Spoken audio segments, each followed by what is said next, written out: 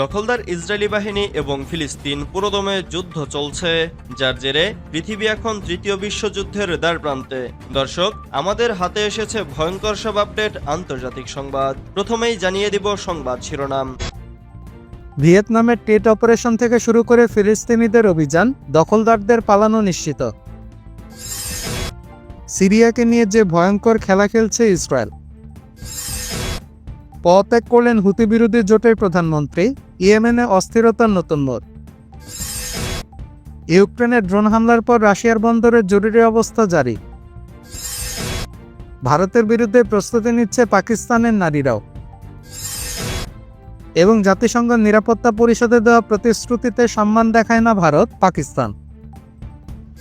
ভিয়েতনামের TET operation থেকে শুরু করে ফিলিস্তিনিদের অভিযান, দখলদারদের পালানো নিশ্চিত। ইতিহাস সর্বদা মানবতার জন্য শিক্ষণীয় কিছু ঘটনার জন্ম দিয়েছে এবং কখনো কখনো এমন ঘটনা ঘটে যা অতীতের পুনরাবৃত্তি বলে মনে হয়। 1968 সালে ভিয়েতকং এবং উত্তর ভিয়েতনামী বাহিনী আমেরিকান ও দক্ষিণ ভিয়েতনামী বাহিনীর বিরুদ্ধে টেট আক্রমণ ভিয়েতনাম যুদ্ধের এক গুরুত্বপূর্ণ মোড় ছিল।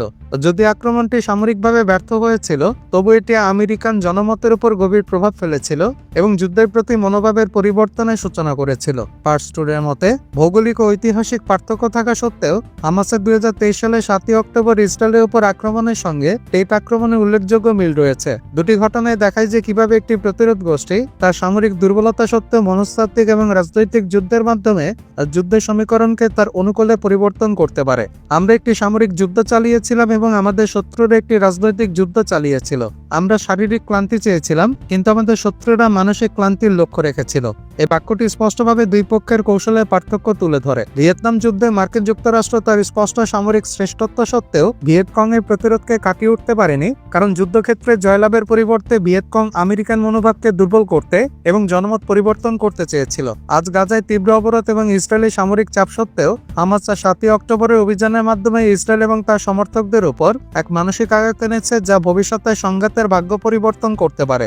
1968 সালের জানুয়ারিতে টেট ছুটির সময় ভিয়েতকং এবং উত্তর ভিয়েতনামী বাহিনী আমেরিকান ঘাঁটি এবং দক্ষিণ ভিয়েতনামী অধিষ্ঠিত শহরগুলোর বিরুদ্ধে একটি বিশাল আক্রমণ শুরু করে। এই আকস্মিক আক্রমণ, যদিও এটি একটি সামরিক ব্যর্থতা, আমেরিকান জনমতের উপর গভীর প্রভাব ফেলেছিল। গণমাধ্যম রক্তক্ষয়ী যুদ্ধ এবং ব্যাপক হতাহতের ছবি সম্প্রচার করে এবং অনেক আমেরিকান যারা আগে ভেবেছিল যুদ্ধ জয়ের দ্বারপ্রান্তে, তারা বুঝতে পারে যে পরিস্থিতি তাদের কল্পনার চেয়ে অনেক বেশি জটিল। টেট আক্রমণের ফলাফল ছিল আমেরিকার রাজনৈতিক আলোচনায় পরিবর্তন। যুদ্ধবিরতি আন্দোলনগুলো আরো সরব হয়ে ওঠে এবং জনসাধারণের চাপের ফলে মার্কিন সরকার ধীরে ধীরে ভিয়েতনামে তার প্রতিশ্রুতি থেকে সরে আসে। শেষ পর্যন্ত ভিয়েতকং এবং উত্তর ভিয়েতনাম যদিও যুদ্ধক্ষেত্রে পরাজিত হয়েছিল, রাজনৈতিক এবং মনস্তাত্ত্বিক ফ্রন্টে জয়লাভ করেছিল। 2023 সালে 7 অক্টোবরের আগে গাজার পরিস্থিতি টেট আক্রমণের আগে দক্ষিণ ভিয়েতনামের পরিস্থিতির সাথে অনেকটা মিলে যায়। মাত্র 360 কিলোমিটার আয়তন এবং 23 লক্ষেরও বেশি জনসংখ্যায় গাজা উপত্যকায় 16 বছরেরও বেশি সময় ধরে সম্পূর্ণ ইসরায়েলি অবরোধের আওতায় ছিল। জাতিসংঘের প্রতিবেদনগুলো বারবার গাজায় ভয়াবহ মানবিক পরিস্থিতির কথা জানিয়েছে। জাতিসংঘের বিশেষ সমন্বয়কারী থর ওয়েন্সল্যান্ড সতর্ক করে বলেছেন যে ইসরায়েলের নীতি সহিংসতা এবং স্থায়ী সংঘাতের দিকে পরিচালিত করবে। সিরিয়াকে নিয়ে যে ভয়ঙ্কর খেলা খেলছে ইসরায়েল।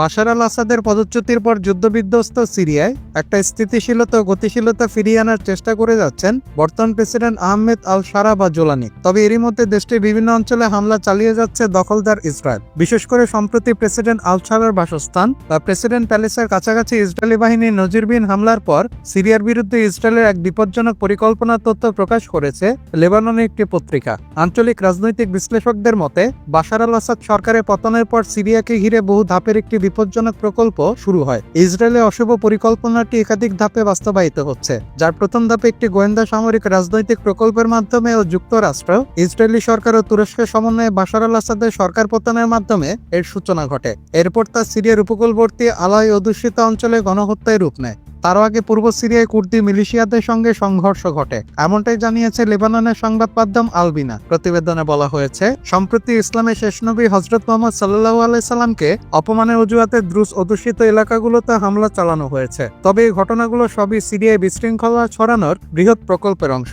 যা দেশটির অভ্যন্তরে সন্ত্রাসী গোষ্ঠী এবং সিরিয়ায় রাজনৈতিক ও সামরিক প্রভাব বিস্তারকারী আঞ্চলিক শক্তিগুলোর সহযোগিতায় বাস্তবায়িত হচ্ছে। এই অশুভ পরিকল্পনার চূড়ান্ত লক্ষ্য হল সিরিয়াকে খণ্ডবিখণ্ড করা এবং একাধিক স্বতন্ত্র সত্তা ও শাসন ব্যবস্থায় বিভক্ত করে দেশটিকে একেবারেই দুর্বল করে তোলা, যাতে খুব সহজেই বিদেশি নিয়ন্ত্রণ চাপিয়ে দেওয়া যায়। এ অবস্থায় বিশেষজ্ঞ সূত্রগুলো সতর্ক করে বলেছে, সিরিয়াকে গৃহযুদ্ধ বিভাজনের দিকে ঠেলে দেওয়া হলে এর ভয়াবহ সামরিক নিরাপত্তা রাজনৈতিক প্রভাব পড়বে পুরো মধ্যপ্রাচ্য অঞ্চলের উপর, বিশেষ করে লেবানন, ফিলিস্তিন, জর্ডান ও ইরাকে। এদিকে শনিবার দামেস্কের উত্তর হামার উপকণ্ঠে ইহুদিবাদী ইসরায়েলের নতুন বিমান আগ্রাসনের খবর দিয়েছে সিরিয়ার স্থানীয় গণমাধ্যম। স্থানীয় গণমাধ্যমের বরাত দিয়ে প্রেস টিভি জানিয়েছে, ইসরায়েলি বাহিনী সিরিয়ায় হামার গ্রামাঞ্চল লক্ষ্য করে বিমান হামলা চালিয়েছে। সিরীয় সূত্রটি আরও জানিয়েছে, মার্কিন যুদ্ধবিমানের ড্রোন দক্ষিণ সিরিয়ার দারা প্রদেশের উপর দিয়ে উঠছে। সুয়েদার স্থানীয় গণমাধ্যম জানিয়েছে, দক্ষিণ প্রদেশের উপর দিয়ে উড়ে আসা ইসরায়েলি হেলিকপ্টারগুলো প্যারাশুট অভিযান পরিচালনা করছে। এদিকে ইরানি বার্তা সংস্থা মেহের জানিয়েছে, ইসরায়েলি সেনাবাহিনী এক বিবৃতিতে দক্ষিণ সিরিয়া তার সৈন্য মোতায়েন এবং এসটিএস শাসনকে দ্রুত অধ্যুষিত এলাকায় প্রবেশ করতে বাধা দেওয়ার জন্য তাদের প্রস্তুতি ঘোষণা করেছে। ইতোমধ্যে দখলদার ইসরায়েলি সেনাবাহিনী যে কোনো পরিস্থিতির জন্য প্রস্তুতি ঘোষণা করেছে এবং সিরিয়ান দ্রুত সম্প্রদায়ের 5 জনকে দখলকৃত অঞ্চলে চিকিৎসার জন্য স্থানান্তরের কথা উল্লেখ করেছে। দখলদার সরকারের সেনাবাহিনী জানিয়েছে, সিরিয়ায় আহত 5 জন দ্রুজিকে অধিকৃত অঞ্চলের সাফেদের হাসপাতালে ভর্তি করা হয়েছে। Syrian observatory for human rights জানিয়েছে, শুক্রবার সিরিয়া জুড়ে ইসরায়েলি সরকার 20টি বিমান হামলা চালিয়েছে। এর আগে শুক্রবার সিরীয় প্রেসিডেন্ট প্রাসাদের কাছাকাছি একটি জায়গায় সতর্কীকরণ হামলার পর ইসরায়েল শনিবারই হামলা চালিয়েছে। ইসরায়েল সিরিয়ার দ্রুজ সম্প্রদায়কে রক্ষার জন্য হামলাগুলো চালিয়েছে বলে দাবি করলেও দ্রুজরা ইসরায়েলি সরকারের যে কোনো হস্তক্ষেপ প্রত্যাখ্যান করেছে। পদত্যাগ করলেন হুতি বিরোধী জোটের প্রধানমন্ত্রী, ইয়েমেনে অস্থিরতার নতুন মোড়। মার্কিন হামলা তীব্র হওয়ার মধ্যে ইয়েমেনে হুতি বিরোধী জোট সরকারের প্রধানমন্ত্রী আহমেদ আওয়াদ বিন মুবারক পদত্যাগ করেছেন। শনিবার 3রা মে তিনি পদত্যাগের ঘোষণা দেন। রাজনৈতিক দ্বন্দ্ব, সরকারি সংস্থাগুলো সরকারের ব্যর্থতা এবং জনগণের মধ্যে ক্রমবর্ধমান অসন্তোষের মুখে এই পদত্যাগ এলো। এটি দেশটির চলমান সংকটকে আরও জটিল করে তুলেছে।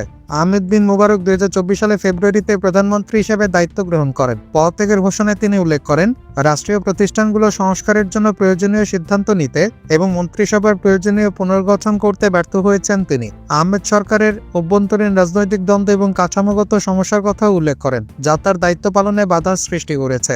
এছাড়া জনগণের মধ্যে ক্রমবর্ধমান অসন্তোষ, বিশেষ করে অর্থনৈতিক সংকট, দুর্নীতির অভিযোগ এবং সরকারি সেবার অবনতির কারণে তার প্রতি চাপ বেড়েছে। ইয়েমেনে অস্থায়ী রাজধানী এডেনে অবস্থিত সরকারি একটি সূত্র জানিয়েছে, বিন মুবারকের স্থলাভিষিক্ত হিসেবে অর্থমন্ত্রী সালেহ সালেম বিন ব্রেককে নিয়োগ দেওয়া হয়। সূত্রটি আরও বলেছে, তিনি বিন ব্রেক সরকারের মধ্যে দুর্নীতি থেকে দূরে থাকার জন্য সুনাম অর্জন করেছেন।